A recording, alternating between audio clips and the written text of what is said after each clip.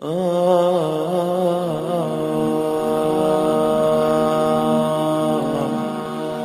قرآن میں اللہ فرماتے ہیں ففروا الی اللہ، اللہ کی طرف دوڑو، اللہ کی طرف دوڑو، رخ اپنا ادھر کو رکھو، ادھر کو۔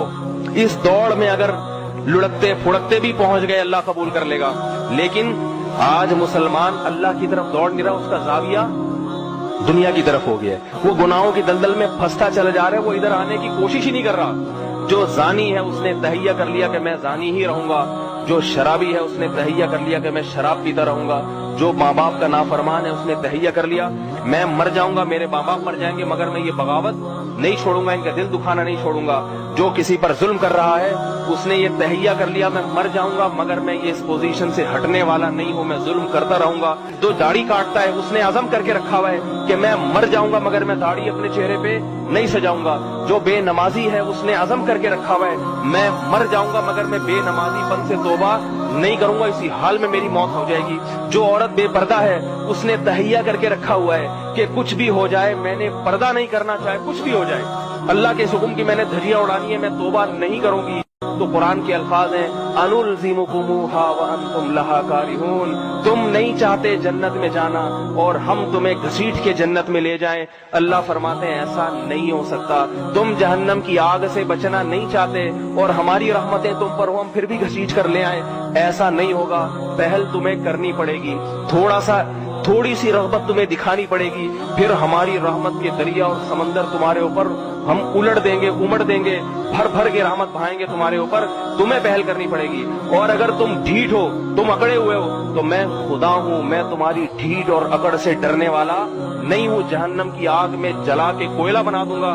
قرآن کے الفاظ ہیں وَهُمْ فِيهَا كَالِحُونَ، فرمایا آگ میں جلیں گے اور جلتے جلتے کوئلہ بن جائیں گے۔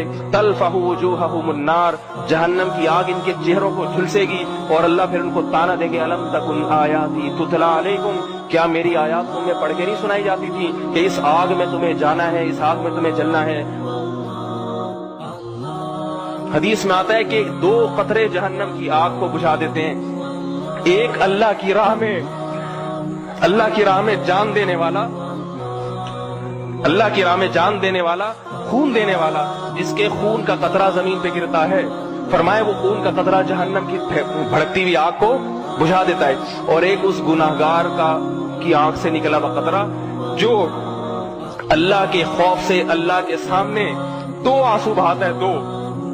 کیا بات ہے کہ اے اللہ معاف کر دے، مجھ سے بڑی غلطی ہوئی، تیرا کھا کے تیرا پی کے تیری نعمتوں کے سمندر میں ڈوب کے میں نے زنا کیا، تجھے ناراض کیا۔ قرآن میں آتا ہے ان الذین ینادون لمقت اللہ اکبر من مقتکم انفسکم، جب اہل جہنم میں جلیں گے تو، اور بعض روایات میں آتا ہے غصے میں نا اپنی انگلیاں اپنے منہ میں چبائیں گے، غصے میں۔ غصہ کس پر ہوگا؟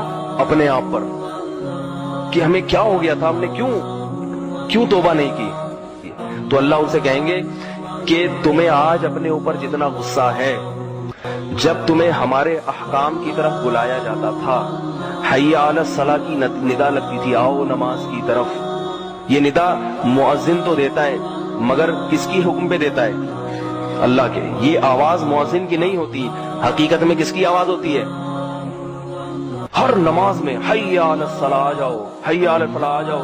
پہلے اللہ اپنی عظمت، اللہ اکبر، سب سے بڑا میں ہوں، دیکھ لو، دکان بڑی نہیں ہے، بیوی بڑی نہیں ہے، ماں باپ بڑے نہیں ہیں، یہ بڑے ہیں مگر ان سب سے بڑا کون ہے؟ میں ہوں، میں۔ بار بار ہر نماز میں ڈیوٹی لگا دی اللہ نے مؤذن کی۔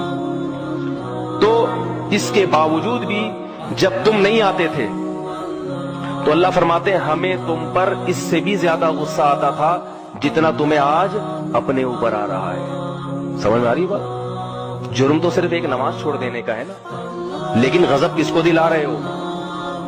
خدا کو، جس نے بنایا کھلایا۔ یہ نیند بھی اسی نے دی جو خراٹے لے کے سو رہا ہے نا، اور فجر میں اٹھتا ہوا کہتا ہے مجھے بڑی سخت نیند آ رہی ہے، تو یہ نیند کی نعمت کس نے دی؟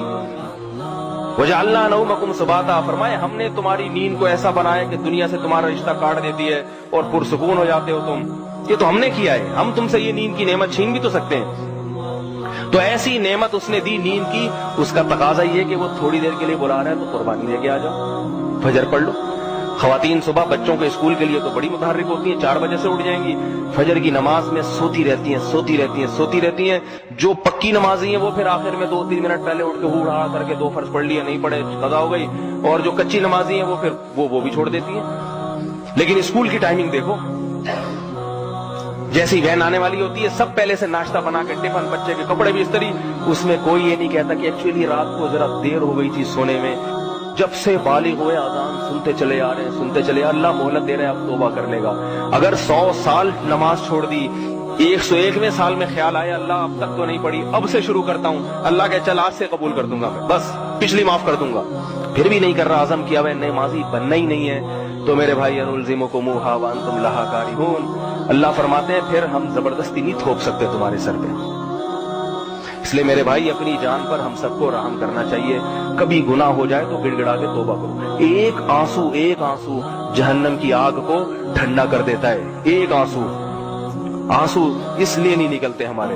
اللہ تعالی ہم سب کو اس جہنم کی ہولناکیوں سے بچنے کی توفیق عطا فرمائے, اور ہمیں ایسے اعمال کی توفیق عطا فرمائے. اور اگر کبھی ہم سے گناہ ہو جائے تو اللہ ہمیں توابین میں شامل کر دے, گڑ گڑانے کی توفیق دے دے. جب تک وہ معاف نہ ہو جائے ہمیں سکون نہ ملے.